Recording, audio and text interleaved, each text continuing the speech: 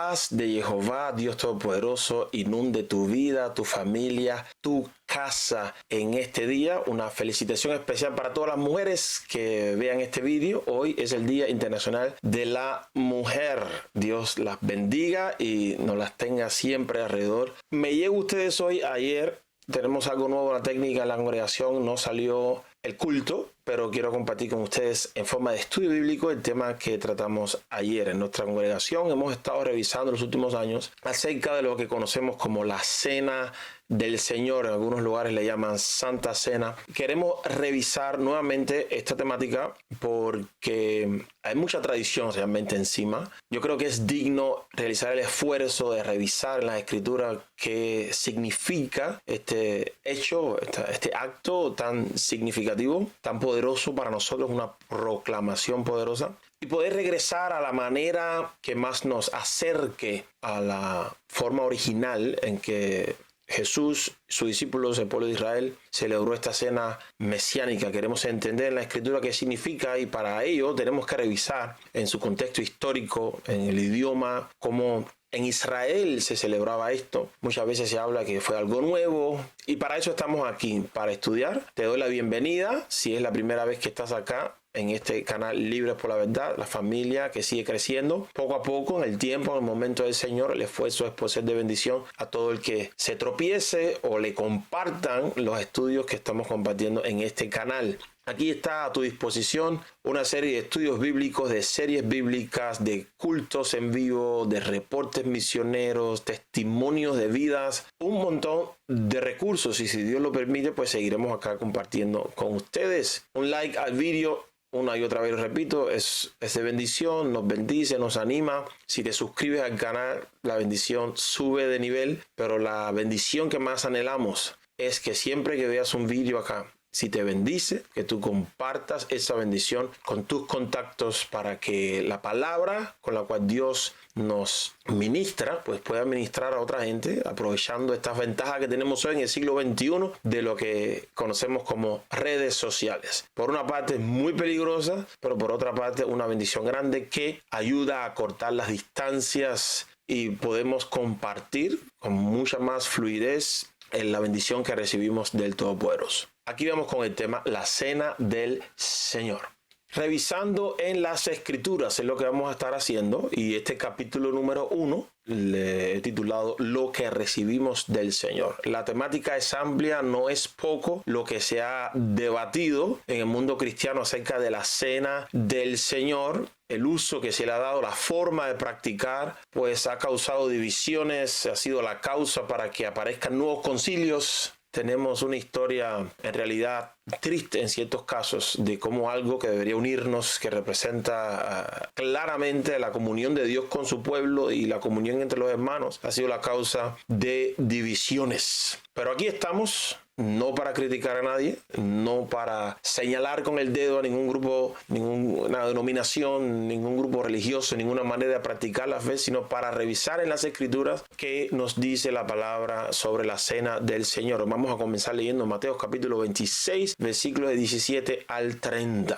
Leo acá de la Reina Valera actualizada. El primer día de la fiesta de los panes sin levadura, los discípulos se acercaron a Jesús diciendo: ¿dónde quieres que te hagamos los preparativos para comer la Pascua? Él dijo: id a la ciudad a cierto hombre y decidle: el maestro dice, mi tiempo está cerca. En tu casa voy a celebrar la Pascua con mis discípulos. Los discípulos hicieron como Jesús les mandó y prepararon la Pascua. Al atardecer, él estaba sentado a la mesa con los 12 y mientras comían dijo: de cierto os digo que uno de vosotros me va a entregar. Entristecidos en gran manera, comenzaron a preguntarle uno por uno: ¿acaso seré yo, Señor? Entonces respondiendo él dijo: el que mete la mano conmigo en el plato, éste me entregará. La verdad, el Hijo del Hombre va tal como está escrito de él, pero ay de aquel hombre por quien es entregado el Hijo del Hombre. Bueno le fuera a aquel hombre no haber nacido. Y respondiendo Judas, el que le entregaba, dijo: ¿acaso seré yo, maestro? Le dijo: tú lo has dicho. Mientras ellos comían, Jesús tomó pan y lo bendijo, lo partió y lo dio a sus discípulos y dijo: tomad, comed, esto es mi cuerpo. Tomando la copa y habiendo dado gracias, les dio diciendo: bebed de ella todos, porque esto es mi sangre del pacto, la cual es derramada para el perdón de pecados para muchos. Pero os digo que desde ahora no beberé más de este fruto de la vid hasta aquel día cuando lo beba nuevo con vosotros en el reino de mi Padre. Y después de cantar un himno, salieron al monte de los Olivos. Ya vamos a comenzar hablando de ciertos títulos que se le han dado. Por ejemplo, la Santa Cena. La mayoría de los grupos hispanohablantes lo describen así. Sin embargo, ese título no aparece en el texto de las Escrituras. Puede ser que aparezca en un subtítulo de alguna traducción, pero los subtítulos no están en el texto original, sino simplemente fueron añadidos en el siglo XIII para facilitar el estudio, dividir en porciones los escritos y así facilitar el estudio de las Escrituras por porciones. También se le conoce como la Última Cena, título que tampoco aparece en los textos bíblicos, sino más bien viene del mundo del arte, cuando artísticamente empezó a representarse este evento. Y el sacramento de la Eucaristía. Los círculos evangélicos hoy no dominan, no hablan, no mencionan de esta manera, pero si revisamos los libros de la historia del cristianismo, vamos a encontrarnos con estos términos, y por eso lo traigo acá. Porque puede ser que usted escuche este título de sacramento de la Eucaristía. Vamos a ver qué significa y vamos a descubrir que tampoco en la Escritura se le describe de esa manera a este evento. ¿Qué es un sacramento? Un sacramento es un acto mediante el cual alguien manifiesta su relación con Dios. Eso es básicamente un sacramento. Literalmente, la gramática del vocablo latín sacramentum, que es donde viene sacramento, significa instrumento para hacer santo. Fue de ahí que la Iglesia Católica Romana se basó para establecer sus 7 sacramentos como actos que manifiestan su relación con Dios. La palabra sacramento aparece en los textos latinos cuando se traduce del griego mysterion, que no significa ningún acto sacramental, en latín sacramento. Y por eso es que aparece entonces en los textos de la Vulgata Latina el término sacramento. Y desde ahí, basado en esa traducción, que la Iglesia Católica Romana estableció sus 7 sacramentos, que son bautismo, confirmación, Eucaristía, confesión, unción de los enfermos, orden sacerdotal y matrimonio. Es el 7º. Estos 7 sacramentos se definieron en aquel entonces como actos que santifican o signos eficaces de la gracia de Dios que otorgan gracia divina. Ahora bien, conforme a las Escrituras, estos actos no tienen ninguna confirmación de eficacia o gracia extra, y la cena del Señor nunca recibe el nombre de sacramento. El apóstol Pablo llama en una ocasión a este evento la Cena del Señor. Ese título sí recibe en la Escritura. Lo encontramos en 1 Corintios capítulo 11, versículos 20 y 21. De hecho, cuando se reúnen ya no es para comer la cena del Señor, porque cada uno se adelanta a comer su propia cena, de manera que unos se quedan con hambre mientras otros se emborrachan. Ese título sí es bíblico, la Cena del Señor. Y así Pablo nos está diciendo quién es el que invita, quién es el dueño, quién es el que llama a la gente a su mesa. Del Señor, es su cena. La palabra griega que se traduce en castellano como cena, la palabra deipneo, significa tomar la comida principal o la comida de la noche en aquel entonces. Aquí está la cita de la concordancia exhaustiva de Strong, el diccionario Strong. Aquí tengo, pues si usted quiere revisar la fuente. Significa cena, cenar, pero hablaba de la cena principal. Es decir, que cuando estaban celebrando aquí la cena del Señor, era una comida, la comida principal del día, para comer la cena del Señor. En sus orígenes no era un pedacito de pan, ni un poquito de vino o de zumo o jugo, dependiendo de qué parte de hispanohablante vengas, sino era parte de una comida, de una cena, la cena principal del día. El apóstol Pablo también le llama en otra ocasión la mesa del Señor, escribiéndole también a los corintios. Dice: no pueden beber de la copa del Señor y también de la copa de los demonios. No pueden participar de la mesa del Señor y también de la mesa de los demonios. Nuevamente, la mesa del Señor. Él es el que tiene el derecho de invitar y de decidir quién puede participar o no. Otro término que se le atribuye a este evento es el partimiento del el pan, lo encontramos en el libro de los Hechos, capítulo 2, versículo 42, se mantenían firmes en la enseñanza de los apóstoles, en la comunión, en el partimiento del pan y en la oración. Si bien hay que tener en cuenta lingüísticamente que esta frase es un hebraísmo, es una frase típica del contexto hebreo para señalar la comida, y eso lo encontramos en otras partes dentro de la escritura, tanto en el Antiguo como en el Nuevo Pacto. Y en el mismo contexto de capítulo 2 del libro de los Hechos, dice: no dejaban de reunirse en el templo ni un solo día, de casa en casa partían el pan y compartían la comida con alegría y generosidad. Es decir, que el término, si bien se le puede atribuir el partir el pan a la cena que recordaba la muerte y el derramamiento de la sangre de nuestro Mesías, también se confirma que es parte de una comida. Decían, partían el pan todos los días celebraban la cena del Señor. Entonces el término es aplicable para las dos cosas. Siglos después, dentro del cristianismo ya predominantemente gentil, y lo tenemos en los libros de la historia, y vamos a seguir mostrando acá testimonios de la historia, vamos a revisar libros de historia del cristianismo y vamos a compartir frases de los padres de la iglesia, porque queremos que esta información llegue lo más clara posible. Ya cuando el cristianismo pasa a ser predominantemente gentil, se le añadieron nombres a este evento, tales como la comunión y la Eucaristía. Al añadir estos nombres, pues también le añadieron formas distintas de celebrar este acto. La palabra comunión viene del griego koinonia, que significa comunión, relación estrecha, compartimiento, participación, y que se le atribuye el término a la cena, viene del texto que está en 1 Corintios 10:16. Tal vez vamos a leer un poco ahí para encontrar esta relación.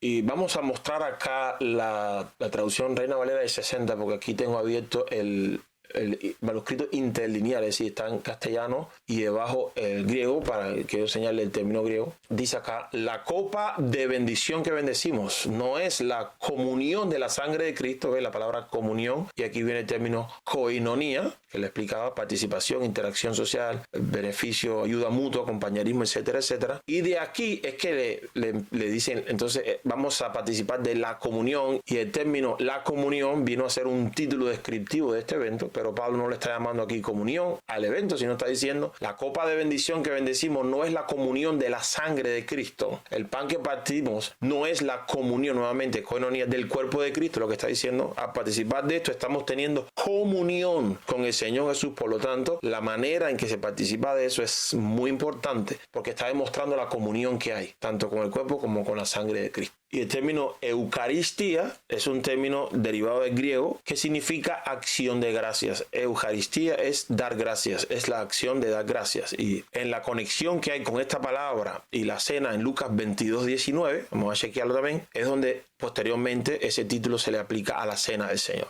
Y tomó el pan y dio gracias. Aquí está el término Eucaristía, Eucaristeo, ser agradecido, expresar gratitud, dar gracias. Entonces, dio gracias, lo partió y les dio diciendo: esto es mi cuerpo que por vosotros es dado, hacer esto en memoria de mí. De aquí de dar gracias, que Yeshua, Jesús, nuestro Mesías, le dio gracias a Jehová nuestro Padre, que era costumbre también de la cena en Israel, de dar gracias a Dios por la cena, y dar gracias a Dios por el pan, por su significado, que vamos a estar, si Dios lo permite, también revisando acá. Y de aquí, de esta conexión, es que pasa entonces a ser título del evento de la cena del Señor. Un diccionario bíblico comenta lo siguiente, voy a estar citando acá, dice el Nuevo Diccionario Bíblico Ilustrado de la editorial CLIE, dice: ningún texto del Nuevo Testamento da un contenido sacrificial a esta comida cristiana, celebrada por Cristo en el marco de la Pascua y que dio origen a las celebraciones dominicales de las iglesias cristianas. Cristo hablaba de su muerte como la consumación del siervo de Jehová, descrita por el profeta Isaías. Jesús quiso cumplir con la ley ceremonial de la Pascua en compañía de sus discípulos. ¿Por qué traigo esta cita acá que habla de que no tiene contenido sacrificial? Porque dentro de los conocidos como padres de la iglesia, ellos fueron los que comentaron sobre la cena como si fuera o como si tuviese un acto de carácter sacrificial. Vamos a citar algunos ejemplos. Ignacio de Antioquía cerca del año 107. Él indicaba el carácter sacrificial de la Eucaristía. Fíjese que ya en ese tiempo ya se le dio el nombre Eucaristía, que vimos que Eucaristía lo que significa es acción de gracias. Tratando en un mismo contexto de la Eucaristía y el altar como sitio donde se ofrece el sacrificio. Probablemente Ignacio entendió que la cena tiene su origen, o la idea de tener comunión, de tener una comida con Dios, tiene su origen en el principio del altar. Pero la cena en ningún lugar se le compara o se le equipara a un sacrificio que nosotros llevemos a Dios, sino más bien el sacrificio que Cristo ofreció a Dios para que nosotros podamos tener comunión con Él. Justino Mártir, el año 165 después de Cristo, él consideraba como figura de la Eucaristía aquel sacrificio de flor de harina que tenían que ofrecer los que sanaban de la lepra. En el libro de Levítico están las instrucciones para los sacerdotes. Si ellos determinaban que había sido curado de la lepra, tenía que ofrecer un sacrificio de flor de harina. Justino Mártir lo comparó y empezó a hablar del carácter sacrificial que nosotros llevamos a la cena, pero la Biblia no le da ese carácter sacrificial. Ireneo de Lyon, año 202 después de Cristo. Él enseñaba en aquel entonces que la carne y la sangre de Cristo son el nuevo sacrificio de la nueva alianza que la iglesia ha recibido de los apóstoles y que ofrece a Dios en todo el mundo. Si bien el cuerpo de Cristo y la sangre hablan de un sacrificio, no es del sacrificio de aquel que va a participar de la cena, sino del sacrificio del Mesías. Tertuliano, año 220 después de Cristo, él designaba la participación en la solemnidad eucarística, ¿sí? La solemnidad de la cena del Señor. No es esa palabra solemne, le añadió un grado distinto usando erróneamente el texto de 1 Corintios que vamos a estar analizando acá a su tiempo. Y Tertuliano vio que participar de la comunión es como participar de un sacrificio. Es en el tiempo de la Reforma, siglo después, que Martín Lutero afirma cosas como esta: dado que el hombre solo es justificado por Dios a través de la fe y no de las obras, la misa, ya en el tiempo de Lutero se le llama la misa. La misa es el culto especial que se hacía en aquel entonces de la cena del Señor. Después vino a ser el título ya del culto. Cuando generalmente tú escuchas a un católico, voy a misa, es voy al culto. Pero antes misa era el culto específico donde se participaba de la cena del Señor. Y no todo el mundo podía ir a ese culto. Vamos a revisar aquí textos de la historia que demuestran que celebraban dos cultos y cuando venía el culto de la misa, había gente que tenía que salir. Martín Lutero entonces dijo, la misa es una obra humana, sin mayor eficacia que el de aumentar la fe. Y de abroganda misa privata, aquí están las citas que usted puede buscar estos textos si tiene interés. Aquí dijo, el sacrificio de Cristo es uno solo y la misa, nuevamente refiriéndose al culto de la cena, es un don recibido, no una ofrenda sacrificial que podemos dar a Dios. Y es así como este reformador comienza a abolir las tradiciones que la Iglesia Católica Romana había puesto sobre la cena del Señor. No las abolió todas, lo vamos a ver, pero fue un paso gigante y transformador hasta el día de hoy, aquella reforma. Vamos a leer juntos 1 Corintios capítulo 11, versículos 23 y 25 para revisar lo que Pablo dice allí sobre la cena. Porque yo recibí del Señor la enseñanza que también os he transmitido. Así que Pablo está afirmando, lo que yo les voy a enseñar a ustedes, yo lo recibí del Señor. Hay debates de cómo fue que lo recibió el Señor, si fue una revelación especial o si simplemente recibió el testimonio directo de los apóstoles que estuvieron en aquella cena con Cristo. No es el tema nuestro hoy acá. Él dice, lo recibí del Señor y vamos a ver si el Señor lo enseñó tal y como Pablo está poniendo aquí.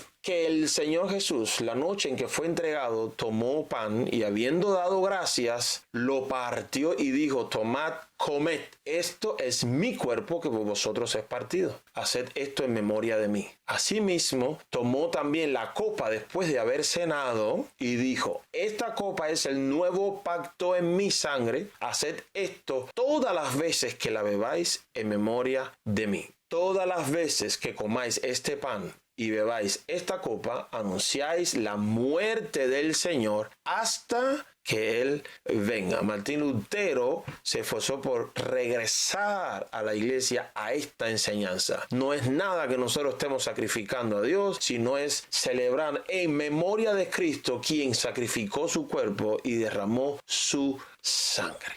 La celebración por el Señor. Vamos a seguir a Pablo en esto que él dijo, esto recibí yo del Señor. Vamos a ver cómo el Señor celebró esta cena. Todos los relatos de los evangelios narran lo que sucedió en aquella ocasión. Tanto Mateo como Marcos, como Lucas, como Juan hablan de lo que sucedió en aquella ocasión. Vamos a chequear algunos versículos de cada uno de ellos y vamos a centrarnos luego en Lucas 22. En algunas traducciones bíblicas aparecen como un subtítulo la institución de la cena del Señor. Y el lector, cuando coge la Biblia, no conoce nada de esto, pues se siente inclinado a interpretar, a partir de aquí Jesús hizo algo nuevo. Esto que voy a leer lo hizo Jesús por primera vez y a partir de ahí comenzó algo nuevo. Yo me hago la pregunta, ¿será esta declaración completamente correcta de institución de algo nuevo? ¿Es algo que definió el cristianismo posterior a los apóstoles y a los primeros discípulos? Vamos a revisar sin miedo. Leamos detenidamente los pasajes. Por ejemplo, Mateo 26, 17 y 18. El primer día de la fiesta de los panes sin levadura. Los discípulos se acercaron a Jesús diciendo, ¿dónde quieres que te hagamos los preparativos para comer la Pascua? Él dijo, id a la ciudad a cierto hombre y decirle, el maestro dice, escuche lo que el maestro dijo, mi tiempo está cerca, en tu casa voy a celebrar la Pascua con mis discípulos. Fue la Pascua algo nuevo. Marcos capítulo 12, versículos 13 y 14. Él envió a 12 de sus discípulos y les dijo, id a la ciudad y os saldrá al encuentro un hombre llevando un cántaro de agua. Seguidle. Y donde entre, decir al dueño de casa, el maestro dice, no fueron los discípulos, el maestro dice, ¿dónde está mi habitación donde he de comer la Pascua con mis discípulos? La Pascua. Y dentro de poco estaremos celebrando la Pascua. A principios del mes de abril, si el cielo confirma la señal de la luna nueva, pues estaremos celebrando la Pascua. Aleluya. Juan capítulo 13, versículos 1 y 2. Antes de la fiesta de la Pascua, sabiendo Jesús que había llegado su hora para pasar de este mundo al Padre, como había amado a los suyos que estaban en el mundo, los amó hasta el fin. Durante la cena, ¿qué cena? La cena de la Pascua. Como el diablo ya había puesto en el corazón de Judas, hijo de Simón Iscariote, que le entregase, y así continúa el texto. El testimonio de los evangelios, y vamos a leer ahora Lucas 22, es unánime en decir que la participación de eso que vino a ser la cena del Señor no es otra que la cena de la Pascua. Vamos a ir junto a Lucas 22, porque este pasaje es muy interesante. Llegó el día de los panes sin levadura, en el cual era necesario sacrificar la víctima pascual. Jesús envió a Pedro y a Juan diciendo, id, preparadnos la Pascua para que comamos. Ellos le preguntaron, ¿dónde quieres que la preparemos? Él les dijo, he aquí, cuando entréis en la ciudad, os saldrá al encuentro un hombre llevando un cántaro de agua. Seguidle hasta la casa donde entre. Decidle al dueño de la casa, el maestro dice, ¿dónde está la habitación en la que he de comer la Pascua con mis discípulos? Y él les mostrará un gran aposento alto ya dispuesto, preparad allí. Fueron pues y hallaron, como les había dicho, y prepararon la Pascua. Cuando llegó la hora, se sentó a la mesa y con él los apóstoles. Y él les dijo, ¿cuánto he deseado comer con vosotros esta Pascua antes de padecer? Porque os digo que no comeré más de ella hasta que se cumpla en el reino de Dios. Luego tomó una copa y habiendo dado gracias, dijo, tomad esto y repartidlo entre vosotros, porque os digo que desde ahora no beberé más del fruto de la vid hasta que venga el reino de Dios. Entonces tomó pan nuevamente y habiendo dado gracias, lo partió y les dio diciendo, esto es mi cuerpo que por vosotros es dado. Hacer esto en memoria de mí, tal y como Pablo lo aprendió y lo transmitió a los corintios. Asimismo, después de haber cenado, pongo el acento aquí con toda la intención, tomó también la copa y dijo, esta copa es el nuevo pacto en mi sangre que por vosotros se derrama. Vamos a revisar detenidamente este pasaje. Era el tiempo donde tenía que sacrificarse el cordero de la Pascua. Así está en el versículo 7. No era cualquier tiempo en el año. Era en el tiempo de la Pascua un calendario que Dios estableció para su pueblo desde antes de salir de la esclavitud de Egipto. Nada nuevo, no fue una fecha diferente. Y por eso es que Jesús es nuestro Cordero Pascual, porque fue sacrificado en la Pascua. Los discípulos realizaron los preparativos de la Pascua. Así está en el versículo 8. No los preparativos de algo nuevo, sino los preparativos que eran costumbre en Israel para la Pascua.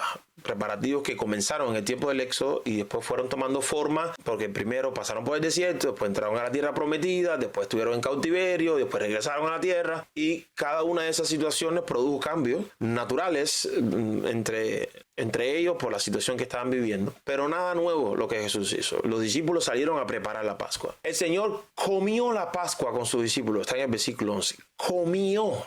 ¿Qué comían en la Pascua? Cordero asado y hierbas amargas. Comían con prisa. Eso fue lo que comió el Señor. De la Pascua, como se comía en todo Israel en aquel entonces. Prepararon una cena. Versículos 12 y 13 habla de una cena y vimos que el término significa la comida principal. Ellos se sentaron a la mesa. Versículo 14, versículo 21. Y el Señor expresó su gran deseo de comer esa Pascua con sus discípulos antes de padecer. Él lo llamó: he tenido mucho deseo de comer con ustedes la Pascua. El Señor dijo que volverá a comerla. Atención acá. Él dijo que volverá a comer la Pascua cuando tenga su cumplimiento en el reino de Dios. Esta festividad tiene una aplicación continua. Palabras de Jesús. El Señor tomó una primera copa en el versículo 17, dio gracias y solamente dijo: repártela entre ustedes. El Señor confirma que volverá a tomar del fruto de la vid.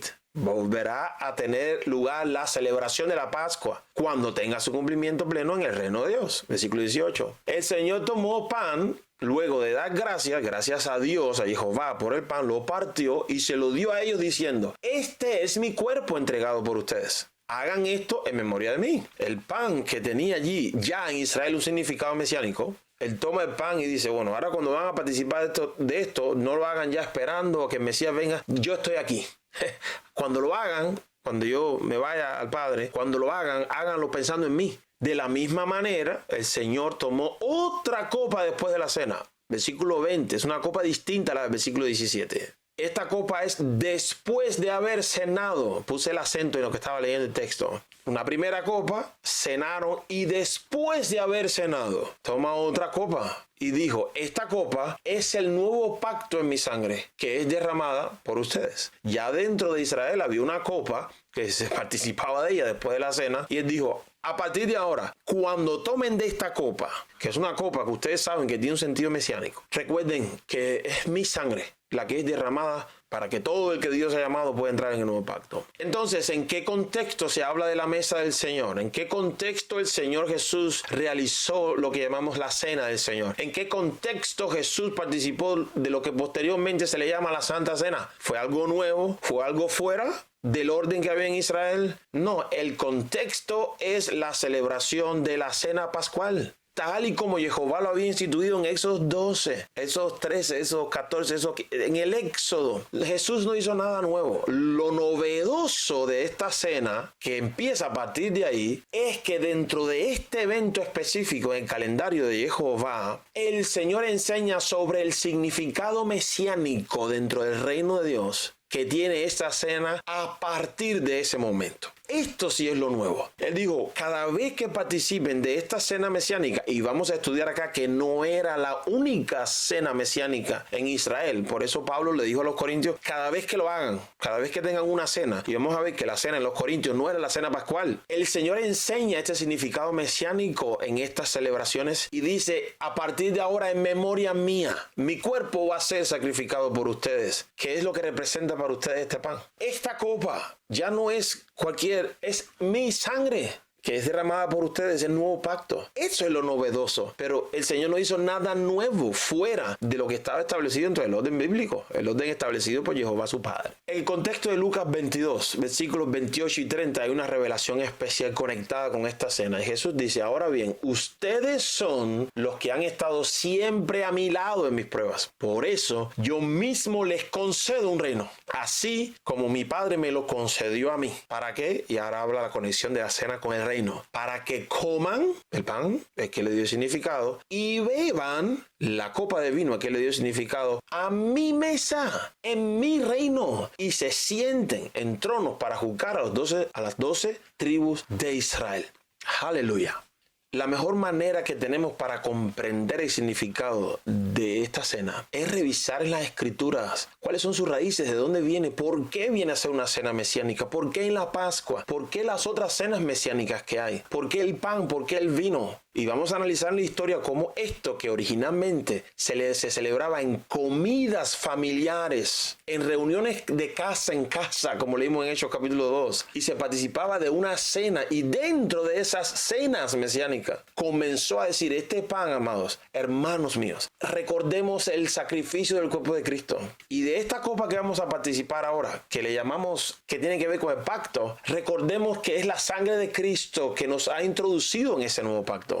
Y como esto de este contexto natural se saca y se puso como algo ultra solemne y viene a tomar una naturaleza totalmente ajena a la naturaleza original de esta cena mesiánica. Vamos a revisar cómo aparecen prohibiciones, limitaciones que Dios nunca las puso. Si tienes el deseo de conocer, estás invitado acá. Si tienes el deseo de revisar, estás invitado acá. Estás invitado a comentar, a poner preguntas que mientras Dios nos dé la capacidad estaremos respondiendo, y así tú bendices a todo aquel que pueda entrar al canal y vea tu pregunta y vea la respuesta. Esto quería compartirle, es simplemente el primer capítulo. Recuerde que tenemos otras series acá, tenemos una serie de Escudriñando las Escrituras que está en avance, así que ore por mí para que yo pueda usar bien el tiempo y tener la capacidad de poder paralelamente estar poniendo estas series y estar compartiendo con ustedes lo que Dios nos está compartiendo a nosotros. Es la pasión de nuestro corazón.